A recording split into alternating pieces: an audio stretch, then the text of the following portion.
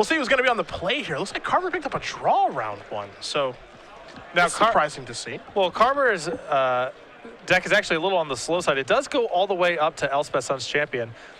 2 copies of Nykthos as well, so a lot of interesting stuff going on here. Hollow Fountain begin here for Carver. Lebedowicz doesn't know what he's up against just yet. He's going to start with a Fire Drinker State before passing the turn back over to Carver. We'll see if it's a Precinct Captain. It is not, so a slow start here for Carver. As Lebedowicz going to come in here for 2. This is a Deputy of Acquittals. That's going to jump in the way. Osyp says, I have a Rebel Belt Maka for your block, so get that thing off the table, even though I will take a little bit of damage. I want to keep that board clear. For sure. There's not a lot of cheap stuff in the deck here. 2 Keying Apparitions. The deputies you just saw, Precinct Captain, Soldier of the Pantheon. So a little on the slower side. Lebedowicz only 1 land right now. He's going to come in yet again for 2 points of damage. Again, this is a deck that only has 17 lands. If you're able to draw 2 or 3, you're in really good shape, as there's a Fire Drinker Satyr. And I really enjoy watching this because I can tell that Osyp does not like playing decks like this. And the fact that he stalled on 1 lands with these, like, you know, not very powerful looking cards in play is definitely upsetting him. Going to play a Shock to get that EF Skynet out of the way. And a Brave the Elements is going to blow that one out, so no good attacks here for Lebedowicz. Carver going to take a draw here. Looks like he may be flooding out a little bit. This is 5-mana. Okay, he's doing a little bit better now. And Lebedowicz is going to say, that is enough for me, and picks things up very quickly. So, I could tell with the body language when he played the Foundry Street Denizen that he's just could not believe what he had done to himself. And onto the sideboard. Picking it up very, very quickly is our broadcast partner. Not a game here to Daniel Carver playing White Blue Aggro. We will go to the sideboard. I'm taking a look at 4 Skull Cracks, 3 Searing Blood, 3 copies of Eidolon of the Great Revel, 2 Magma Spray, 2 Peak Eruption, and a Seismic Stomp. You gotta love Searing Blood here. Searing Blood's great. You saw Deputy of Acquittals, and you have Sky Knight. You can assume other stuff's going on there as well. I think the 2 Magma Sprays might also come in too. The Deputy of Acquittals having more instants to play against that thing is pretty good. On Carver's side? 2 Keening Apparition, a Glare of Heresy, a Godsend, 2 copies of Celestial Flare, 2 Banishing Priest, 3 Fiend Slayer Paladin, 2 Negate, 2 Dry Melton. I like Fiend Slayer Paladin, and I think Dry Melton's not great, but still good enough to bring in. I would probably cut some of the gods. They're a little bit on the slower side. If Daniel loses, it's likely to be drawing too many cumbersome cards, and the gods are unlikely to impact the board very much. Well, for Lebedowicz, there are definitely some cards here that are pretty scary. You mentioned Precinct Captain and Bramaz. Those are much lower to the ground, but Archangel of Thune, if that shows up, that's going to do it. And you saw him concede right away, knowing he couldn't beat that one. Well, he had only 1 land in play, no way to kill it, and, you know, it is a tough card for this deck to beat. If you're able to draw 2 or 3 lands with this deck, that's when the deck really gets scary. You have access to Madcap skills, multiple spells in 1 turn, activations on Fire Drinker Satyr. You know, this deck actually does pretty good when it's flooding out because it has actually ways to use its mana. There are sinks. I mean, you don't have sinks as good as Mutavault, but you still have sinks. I think Eidolon might come in as well. I think Daniel showed enough. He's definitely a control-ish deck, but he showed enough 2 and 3 mana spells where I think Eidolon could be very good against him. So we'll see what happens here in game number 2. I think the difficult part here, Lebedowicz, is if he does win this one, game number 3 will be on the draw, and that seems like a pretty tough spot to be in. Yes, especially against some of the cards that Daniel showed. Yeah, and they looked like they were pretty good. We don't see this white-based strategy that often anymore. It's something that we saw previously, I feel like earlier this year, but mostly last year, we saw people trying, you know, white-based aggressive decks with Brave the Elements because the card's so powerful, but haven't really latched on. The biggest advocate for this deck, you know, there's 2 that come to mind, Ben Lundquist and Pat Cox. They did the majority of the work, at least in the United States, on it. Ben Lundquist winning the Los Angeles Open, and Pat Cox really being the force behind the Orzhov list that Ben Stark used to top 4 Grand Prix Detroit, I want to say. But besides that, there haven't been a lot of advocates for the deck. Brave the Elements is still insanely powerful. I mean, that card's one of the better things to be doing in Standard. The deck building cost is very high, of course, but it is as good as it gets. Well, as we do shuffle up here for game number 2, we will watch Boss Sly in action yet again.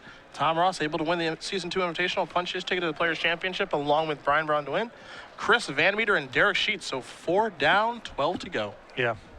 I love watching Osyp playing decks like this because he's, you know, 1 land in play, obviously a 17 land deck, that's going to happen a lot. These not very powerful cards in play. Opponent just making land drops and casting stuff and winning pretty easily. And you can tell the thought is, what am I doing? Because Osyp does not like to play decks like this. Yeah, this doesn't seem like this is the kind of style of deck he likes to play. He said that he wanted to play it. He was going to play it this week for sure. And the fact that even before Tom won the Invitational, the fact that Tom won the Invitational is very bad for Osyp. You can see him right now squaring off against mid-deck Archangel, Thune, Fiendslayer, Paladin in the sideboard for Maz main deck. So that was bad for him, and he said as much. He knew that people were going to be better prepared for it, but he was planning on playing this the whole time. It's a bold choice. It doesn't seem like a deck that can slog through hate very well. If people are going underprepared, which you can expect in the Invitational metagame, because those are a little bit more predictable, I think, than our Open Series metagames, that's a really good choice, as we saw last week, and Tom destroyed everyone he played against. Ratchet Bomb, Drown in Sorrow, Anger of the Gods, Fiendslayer, Paladin, Boros Reckoner. Farika's Cure. Farika's Cure. Yeah. Farika's Cure less so. I think Tom's deck can power through that, but the cheap sweepers or the 3-mana creatures that are just really hard for him to slog through. Fiendslayer Paladin isn't even necessarily the end of the world because the deck has enough pump spells to just slog through it. Boros Reckoner is a nightmare. Doesn't sound like fun to play, I'll tell you that much. It's guaranteed 2 for 1 pretty much, and some games it's going to be even better than that. Yeah, we haven't seen Boros Reckoner much. No. Gotta say that.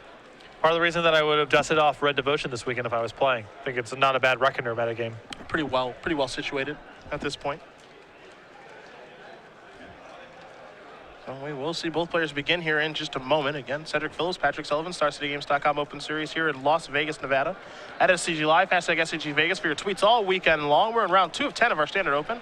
And of course, we got Legacy Open to bring to you guys tomorrow. So it's going to be a fun-filled weekend here in Vegas, but they're always fun when we're here. It's hard to miss. Yeah. If you're not having fun, you're doing something wrong. Osyp with the eyeball roll as he mulligans his no-land hand. Very quickly. Hey, that's all part of it. You're going to have to take some mulligans here as you go. See him taking in good strides here, of course. But Tom's win was very, very impressive last weekend. It was. You know, the elimination rounds were over so fast. He went 9-1 on the draw for most of the games. He did lose a game to Ben Friedman. Yep. In his 3-game set against Alex Bernstein, I believe one of the games looked kind of competitive, and the other games were just a breeze. They were laughers. They were all laughers. All 3 of his games against Brad Nelson in the quarters. The 3 games that he won against Ben Friedman. There was one, I guess game 4 was semi-competitive, but I'm stretching. I mean, Tom blew through the elimination rounds. And because he was able to do that, of course, he does have his brand new token. You see Carver wearing a Team Infect shirt. He's probably going to want one of these. Tom Ross's brand new Poison Counter will be available beginning in July at our Baltimore Open, July 17th through the 19th weekend. Pretty sweet looking token. It is an uncanny resemblance. And the Poison theme is just so sweet. Yeah, I'm a big fan of this. Of course, Tom, a huge advocate of Infect in multiple formats. Loves the deck in Legacy and Modern, so it's rather fitting they're able to put a Poison Counter together. This is what Tom wanted. We thought for a little while he would want a Chrono Crusader token, and he said, I kind of do, but can we do a Poison Counter instead? And we said, absolutely. Yeah. And it came out great. Looks like Carver going to take a mulligan down to 5 here. I think some of the annoyance that Osyp is having over the deck is probably also the awareness that I am making fun of him. You have to imagine that's the case, yeah. Yeah, that's got to be on the back of the mind too. Mm-hmm. You know, that's part of this as well. Just good friends, but you have all the power in this situation. I do, yes. Yeah, we go way back. 20 years by now, or is that a little long? A little long, but I think we probably started playing together in 1999, I would think. Goodness. 98 maybe. It's been a while. A Chrono Crusader to start things off here for Lebedowicz. Carver with a plane, simply going to pass the turn back over to Osyp. Going to take a draw, attack here for 1. Does he have a second land is the question. No follow-up play either. Wow. Temple of Enlightenment here from Carver. I love it. Top card going to go to the bottom. Lebedowicz going to draw a card. You see Carver does have a copy of Bermaz. This is a follow-up. This will be an attack here for 3. Carver going to go down to 16. The big question here is, can Lebedowicz actually beat Bermaz in this situation? It's a card that doesn't get a lot of play, but it's in play right now. He takes a look at his hand. I think there might be 2 shocks there. Looks like he's going to need to peel a mountain maybe to get himself out of this one. Takes a draw. It's a Foundry Street Denizen. In comes Ash's Zealot, potentially. It looks like Osyp has brought in Skullcrack in this matchup, which I'm not a fan of. I don't love it either. Yeah. You got to imagine Carver's deck is much better at playing to the board here than the type of decks you typically bring Skullcrack in against. Lebedowicz hoping he was able to draw a land there. He's going to just play a Foundry Street Denizen and pass the turn back. Carver going to take a draw. It's a copy of a Far. You see there's Nykthos in his hand. Also has a Mutavault as well. So he's got lands to play. Doesn't have a ton of spells, but does have lands to play. This is 3 mana. That is a Path of Bravery. Wow. We don't see that one very much. We'll take a look at it here. I'll let you guys do the same. We haven't seen Path of Bravery for some time, but this seems like a tough card to beat as well. Whenever one or more creatures you control attack, you gain life equal to the number of attacking creatures. So Carver's going to go up to 16, and as long as your life total is higher than your starting life total, which of course is 20, creatures get +1/+1. So no bonus yet, but gaining life is actually the thing that matters the most here. 2 copies in Daniel's list here. Yeah. Lebedowicz will untap after trading off his Recurrent Crusader with the token. Draws and Mountain. So let's see if he's able to fire off here with the Searing Blood and the Shock to get this thing out of the way. He's got to be worried about the possibility of Brave the Elements here, but I think in this situation, that's not even a card that you can beat, however. Perhaps I'm wrong in my assessment, but I think if the opponent has Brave the Elements anyway, I think you're just roasted. well, he may get a safer attack here where he attacks. Let's say Daniel blocks, he can let first strike damage resolve, then Searing Blood, and then if there's a Brave, he can shock and respond. Sure. I think he would prefer to do that, but now his hand is somewhat forced, and he may just have to give this a shot. Yeah, I don't think he's in love with the fact that he has to probably use these 2 spells to get the job done, but I don't think he really has much of a choice. He's going to keep waiting, however. Carver draws a card, copy Detention Sphere. Carver going to play Nykthos. Does have blue mana at the ready. Looks like he's going to cast a D-Sphere here. However, the tapping is a little bit dubious. This means that the green light is on. Yeah, now Osyp has an opportunity to kill this Brewmass, and that's a huge swing. And the question here, of course, is does Lebedowicz, oddly enough to say, make sure that he knows that Path of Bravery isn't providing a bonus right now. Yeah. That's the big thing here. So Ash Zealot's going to bite the dust. Mutavault's going to go in, and Osyp says, you don't get to attack just yet. I'm going to shock here, follow up with a Searing Blood as well. So Brewmass is off the table. You're going to have taking 3, Mr. Carver. And now if Mutavault would like to attack, he can. But even still, this is a tough spot for Osyp. He has survived the first challenge here, which is getting the Brewmass off the table, but the pacing of the game is not going that well for Osyp. And there is Searing Blood. You saw the Mutavault get tapped there. Here's a Fire Drinker, so they're going to trigger that. Going to come in for 2 with the Denizen.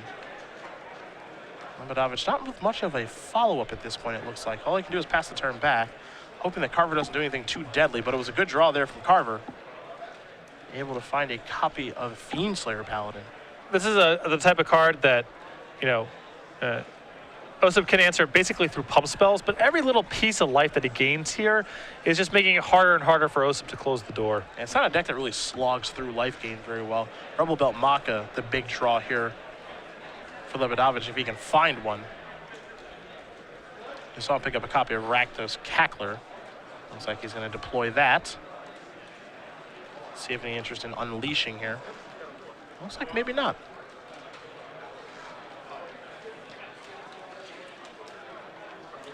So it looks like maybe it's time to drop in a Far here if you're Carver. It's not a bad spot. I believe we have sufficient devotion here. Yeah, you count the sphere. 1, 2, 3, 4, 5, 6, 7. Yeah, it looks to be 7, oddly enough. You don't see a Far turned on very often, but you throw the Detention Sphere in the mix, and the God of Polis is actually on. And this is a really stable thing. Osyp can't blow up enchantments. You have a Fiendslayer Paladin that probably can't be killed. Seems like a rough road ahead here. See Carver with a Hollow Fountain before passing the turn back over to Lebedowicz. Although Osyp may be getting close to he has Skullcrack in hand, plus his Seismic Stomp. He may be able to squeeze this one out, but it's got to be real soon because yeah, there's not much time to wait here. Yeah. If that Path of Bravery starts triggering, Osyp's not going to be able to catch up, or it's going to be very challenging too. A Temple of Lightman, the draw there for Carver. You got a Scry. See if there's any attacks here for the white-blue player. Yeah, looks like there will be. So an attack here for 6. Gonna trigger the Path of Bravery, gain a life. And we'll see what happens here. It looks like Lebedowicz may have some interest in maybe slowing this down, or at least attempting to. Skullcrack, of course, could stop the life gain trigger. Yes. From the path.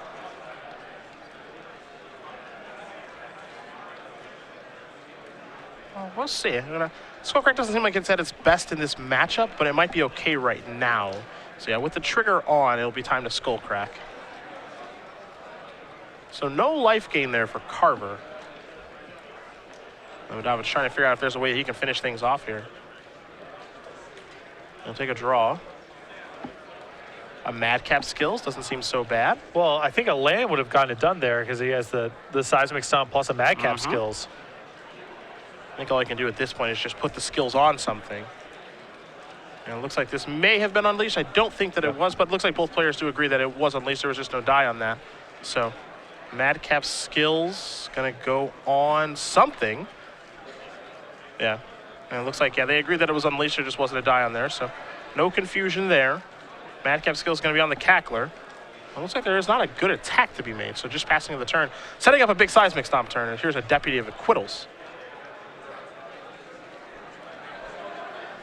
And of course, Deputy is a you may, so no interest there.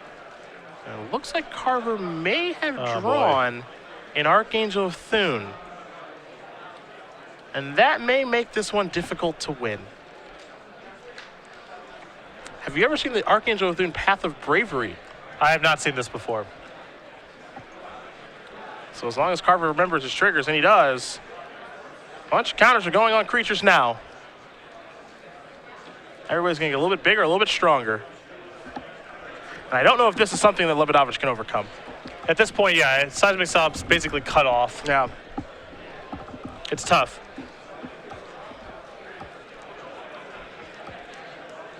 Although Seismic Stomp plus Madcap Skills, a land still might be live here.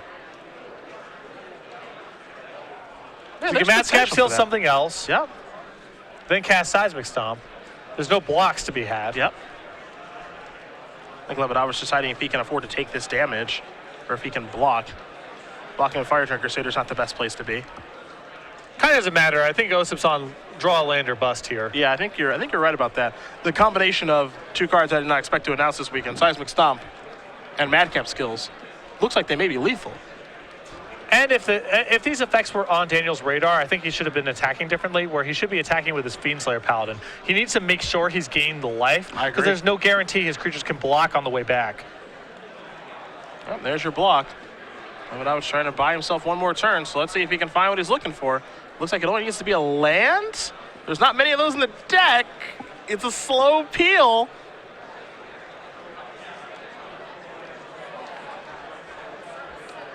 Looks like he drew a copy of Magma Spray.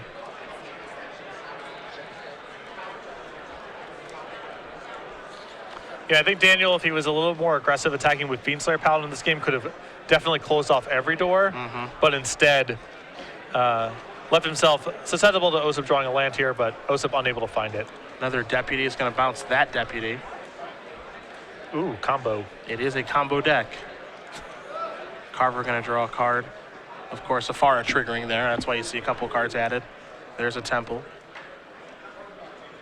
Top card going to go to the bottom here for Carver.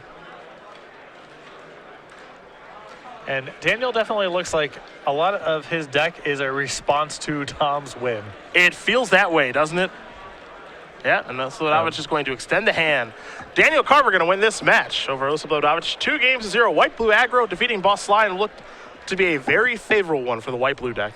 Although Osyp became very close to pulling that one out. I mean, that, you know, with a land there, he's actually got it there in that second game, although Daniel did mulligan to 5 in fairness. Yeah, and that's how good I think the matchup is for Carver, where he mulliganed to 5, and the game was always a game, and it actually required Lebedowicz to top deck to actually win the game. So you can imagine, as you said, this seems to be a response to what happened in the Invitational with Tom Ross winning, and of course Festus Resendez, winning the Standard Open.